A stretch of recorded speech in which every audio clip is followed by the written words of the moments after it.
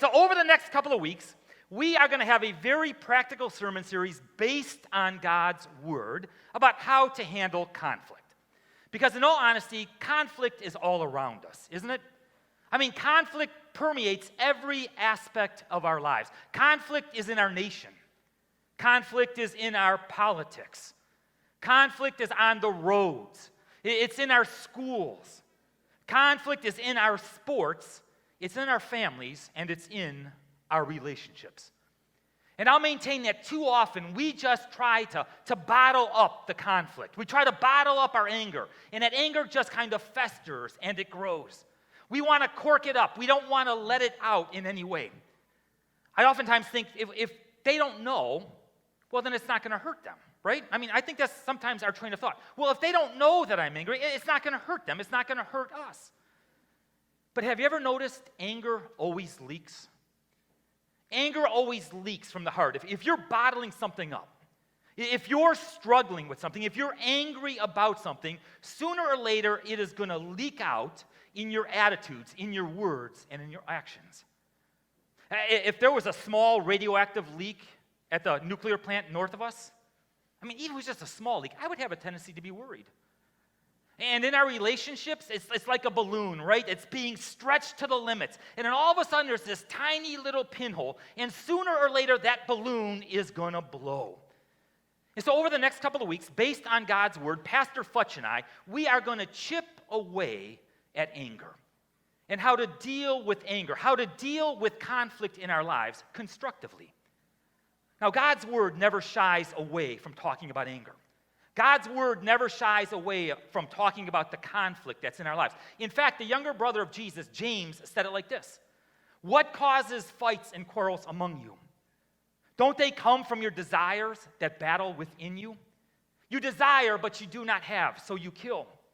You covet, and you cannot get what you want, so you quarrel and fight."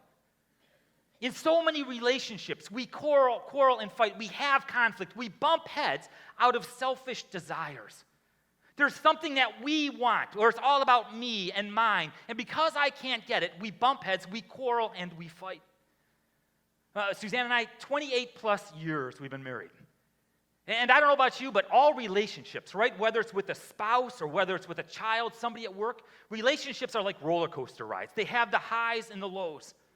I mean, sometimes things are going great. Nothing is wrong. I love every little thing about my wife. And other times it's that downhill where everything she does drives me crazy. I mean, it's kind of normal, isn't it, in a relationship? To have the highs and the lows, the twists and the turns. You're going in one direction. All of a sudden, you're immediately shifted to the other direction. Well, over the next couple of weeks, we want to help you cut through the conflict in your life. And I know I'm kind of stereotyping here, but men, I want you to understand that building emotional muscle is far more difficult than building physical muscle. I had Suzanne take this picture of me on Thursday. I shaved the gray patch of hair out of my chest, and I just wanted to make it look good for you. And if you listen to some of the practical applications that we're going to share with you, I'll maintain that they're going to be transformational in your relationships. And so we want to teach you some relational skills here over the next couple of weeks, all right? And the first one is this, all right? We need to be close enough to listen. We need to be close enough to those people that are in our circle of influence. We need to be close enough to our loved ones, to our family members, in order to listen to them. Now, I'm a dad with two older daughters. They're in their early 20s, all right? And so I will talk to my daughters now, and I'll say stuff like, "I just need you to hear me. Okay, you don't need to do what I tell you to do. I mean, I know you're going to make up your own mind, right? But I just need you to hear me. I've got some wisdom. I've got some experience. I've seen things that you have not seen. And so I just want you to hear me before you make your decision."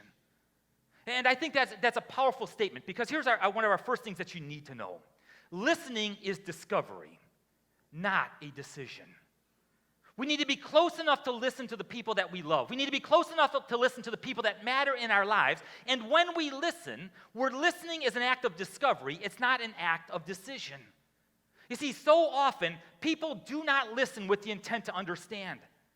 They listen with the intent to reply. And like the finest of attorneys, right? We want to be known for being right. We don't want to listen. We just want to win. We want to make a decision. And oftentimes we make decisions before we communicate. We're so upset, or we're so nervous, or we're so uneasy about communicating. We're so uneasy about having conflict in our relationships that before we can discover, we want a solution. Before we can discover what the other person is really thinking and experiencing, we want to solve the issue. I'm a solution-focused kind of guy. Okay, and I know I'm at point A and I want to be at point C, so I know I'm going in this direction, so let's go. The negative side of that is sometimes I don't always listen to what's happening before I start moving forward.